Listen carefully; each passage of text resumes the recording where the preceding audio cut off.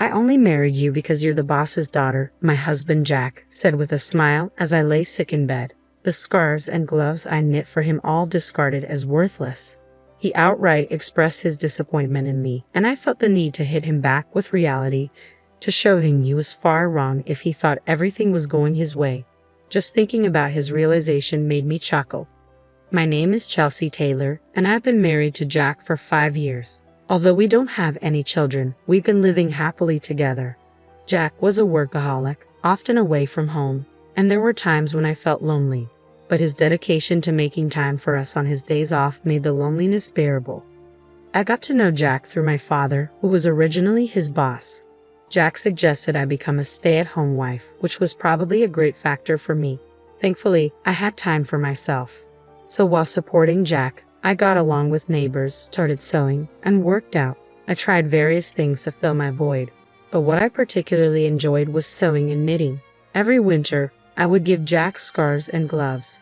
Even though the first ones were poorly made, I got better every year, to the point where Jack said they were as good as the ones you get from a store. Hearing my husband's kind words, I became more fond of sewing.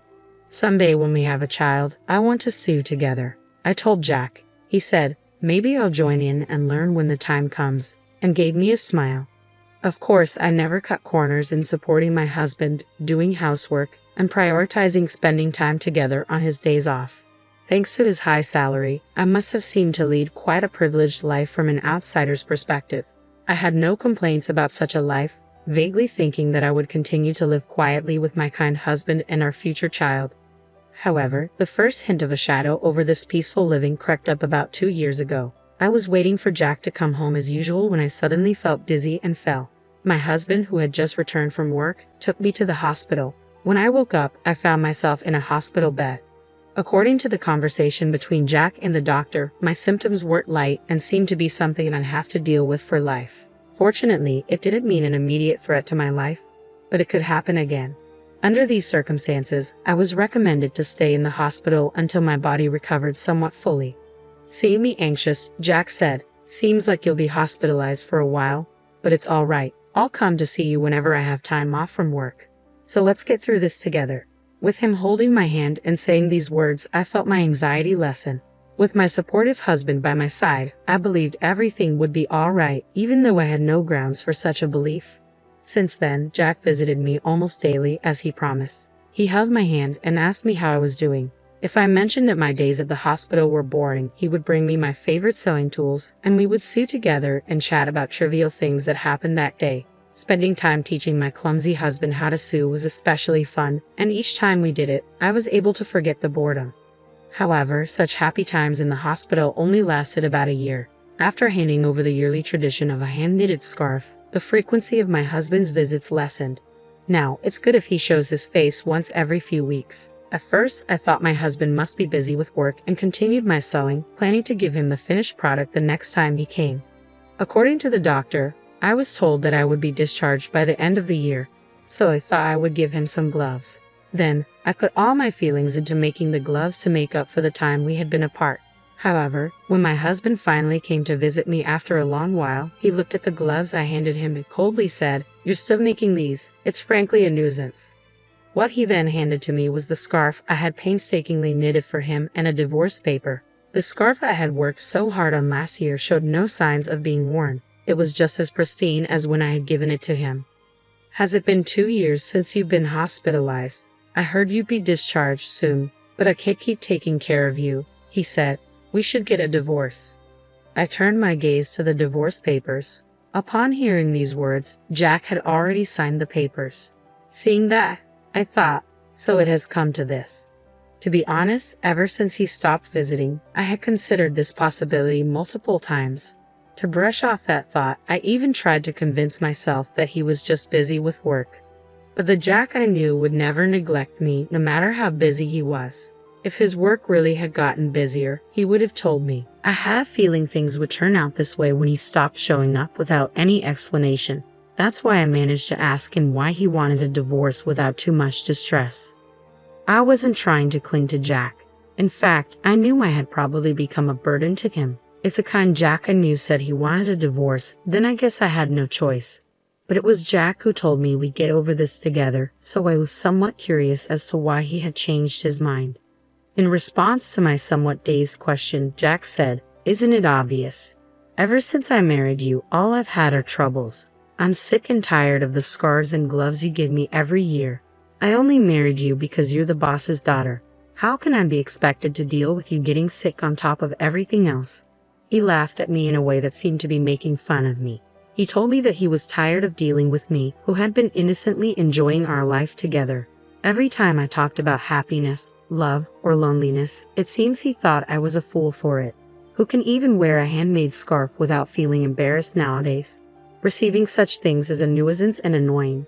When I looked at Jack's neck as he was talking, I saw a high-end scarf that I didn't remember giving him. Certainly, when compared to the scarf I made, it was of superior quality, and there was no need to compare which was better. I wondered if he had never used any of the items I'd given him till now. He must have been irritated by them all along, and I just wasn't aware. After I was hospitalized, my father retired soon after and was no longer at the company. Hence Jack didn't have to be considerate towards me anymore. And if his wife was ill, it would provide a convenient excuse at work. Furthermore, for the first year, he made a show of visiting me in between his work. I could imagine my father, prior to his retirement, often speaking about this at work, portraying my husband as a good man who works hard while caring for his ill wife. It was obvious that he had established this persona and was well regarded by his colleagues. That was what he wanted, and it seems the value he saw in me was realized when I fell ill. When I voiced these thoughts, my husband looked surprised and confessed, "Well, it did make work easier. When I spoke about you, everyone was sympathetic and treated me nicely. If I worked a little overtime, I was praised for being diligent and responsible. If I wanted to take a break, all I had to say was my wife is, and that was it." He admitted this without any sign of remorse. He had skillfully used my situation to his advantage in ways I wasn't aware of. As for my names up for the next promotion, I mean, they're all idiots, but I have to thank your illness for that, he continued. As I listened to him with my eyes downcast, I lifted my gaze after he finished talking. What I saw was an ugly grin, and the man I loved was nowhere to be found. I understood that this was his true nature. Well, if I could be of help, that's good.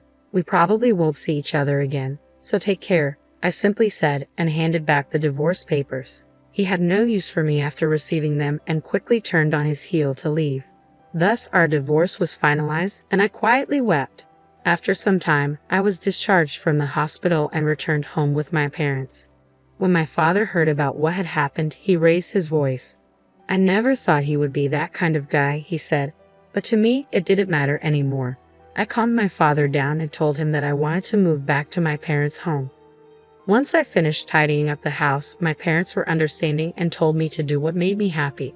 For now, I decided to live with my parents. Before that, though, I decided to visit the house. Where I had lived with my husband, however, a problem arose.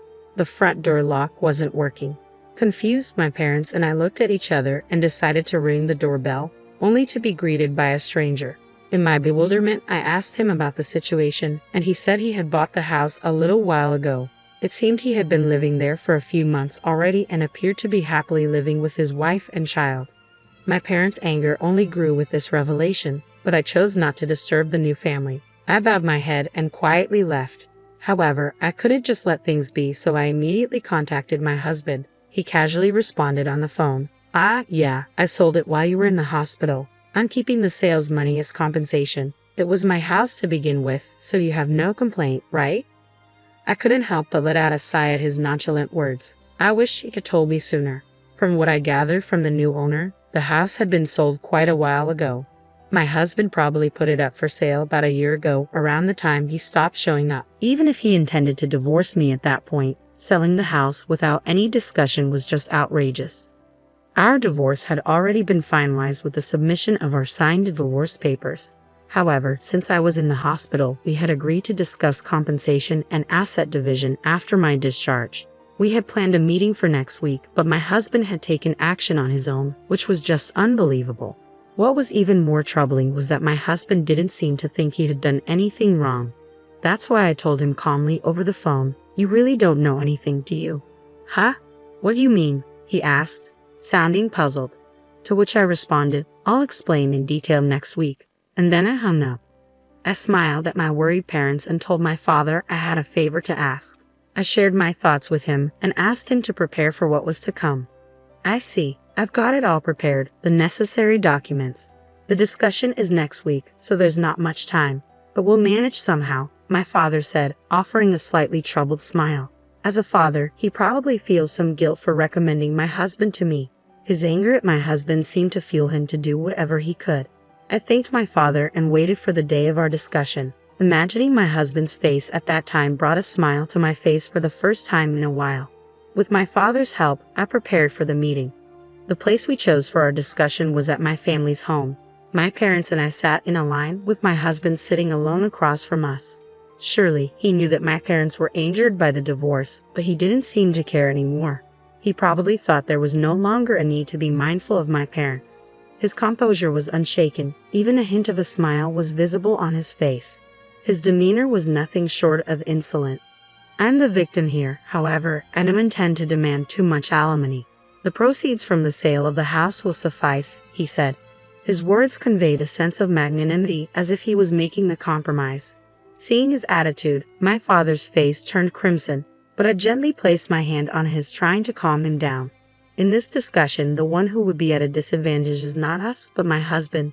Knowing this, there was no need for us to be unnecessarily upset. There's something important we need to discuss first. As I spoke, my father presented a document. It was a paper proving that the land on which my husband's sold house stood was owned by my father. Indeed, the house was in your name. There's no disputing that. However, the land on which the house stands is my father's property, and he still holds the title to it. That should be clear from this document, right? Upon hearing my words, my husband slightly furrowed his brow.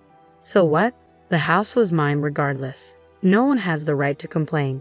Do you think you can retaliate against me with that? He chuckled and sighed, as if he found the situation ridiculous. It's true that even if the land title was in my father's name, there's no problem with the sale of the house as long as the house is under my husband's name. I continued. My husband must have looked into this matter before selling the house, and indeed, there were no legal issues with his actions. However, this is only from a legal perspective. For the family that bought the house, this would create a significant issue. You sold the house, didn't you? But considering we have the rights to the land, my father can demand rent from the family living there. Won't that cause some trouble? I asked. The situation is different from what they were told. Neither my father nor I intend to take such a course of action. However, that does not mean we are willing to relinquish the rights to our land for nothing. In that case, the action we would take is to sell the land to the family. We wouldn't go so far as to ask them to leave, nor do we plan on charging monthly rent. But naturally, it would be problematic for us if they did not purchase the land. Originally, that land was something my father had gifted us to live on, not to be freely given away to strangers. And if that happens, I hear the family who bought the house could sue you because, as I said earlier, the deal was not as they had been told. Imagine the frustration they find, finally buying their dream house, only to learn the land is owned by someone else, and they now have more expenses. After obtaining the proof of my father's land ownership, we immediately went to that family. Once we explained the situation, they were understanding. They reasoned that if there's any trouble, it's the seller's responsibility. Therefore, if the negotiations here don't go well, they would end up suing my husband. Seeing my husband's face turn pale, I could tell he understood my point. He seemed to realize that no matter what, he would incur a significant amount of money due to his mistake. In a trembling voice, he asked, "What should I do then?" To this, I smiled and responded, "The family could purchase the land from us and consolidate the ownership. Then you make up for that amount. This would settle everything smoothly. In this scenario, the family won't have to unnecessarily sue my husband. If the family becomes the owners of both the house and land, all the current issues will be resolved. Of course, they weren't informed about the land price when they bought the house, so they will likely charge my husband for it. But that's not their family's problem. The issue would be that because the land is in a prime location, the cost of the land could be higher than the sale price of the house. Even if my husband gives up all his assets, it won't be enough. In the end, he won't have a penny left to his name. Or you could buy back the house, then pay for the land. Of course, you'd have to pay the family a relocation fee. In this case, both the land and house would return to my husband's possession. He could then sell them again, which could give him some money. However, considering the revocation fee, there's a low chance that my husband will end up with any money. Whichever option he chooses, my husband will be at a loss. Also, about alimony, I've been mentally distressed by your actions. I plan to claim compensation for that, so keep that in mind. All this time, my husband Jack used me as a pawn in his pursuit of promotion at work. Now that I know this, I am repulsed by everything Jack did for me in the past, and I plan to file for damages due to emotional distress because of it. Though evidence is scarce and it's not very likely that I will win, just discussing this matter is significant given Jack's current circumstances. Jack, who was cornered, might not have the luxury to consider these possibilities, and everything I've just stated might become his reality. To further quarter Jack, my father continues, even though I'm retired and no longer part of the company, I have many acquaintances. I've been chatting frequently with my former subordinates lately. They've been telling me what you thought of my daughter and what you did. Everyone has been looking down on you, Jack. With a cheerful smile, my father shares this news, and Jack finally realizes the situation he's in. The status he had built in the company using me and the money he gained by selling the house without my consent. Neither of these are in his hands anymore. Now, let's discuss what comes next. Now that you understand your circumstance, we have to decide about the division of property, compensation, and the house. I say, joining my hands together and smiling. My smile hasn't changed compared to the ones I've shown Jack before, and I'm sure I was beaming more than I ever had since our separation. I hope you fully comprehend that the fate of your assets will be decided in this very meeting, I continue. Drawn in by my words, all Jack could do was force a laugh with tears in his eyes. The subsequent negotiations were in my favor, and Jack agreed to pay me alimony. We also agreed that Jack would pay for the land where the house stands, and we later explained this to the family who bought our house. As a result, everyone except Jack benefited from these discussions, and Jack ended up losing everything. The rumors my father initiated began to circulate within the company, causing Jack to lose his standing, and his potential promotion was put on hold due to concerns raised by upper management. The rumors continued to spread, leaving Jack without a place to fit in, and soon my father informed me that Jack had resigned. I won't say that all of it was karma, but things gained through exploitation can vanish easily, given someone's intentions. What Jack thought he had achieved was merely transient. As for me, I'm currently living in my parents' house and running a sewing class. I can't say that my classes are jam-packed, but I've been able to earn a decent income thanks to attendees like my neighborhood wives and kids. While I couldn't make it happen with my own children, like I once told Jack, I've now realized that sharing the things I love with others indeed brings me happiness.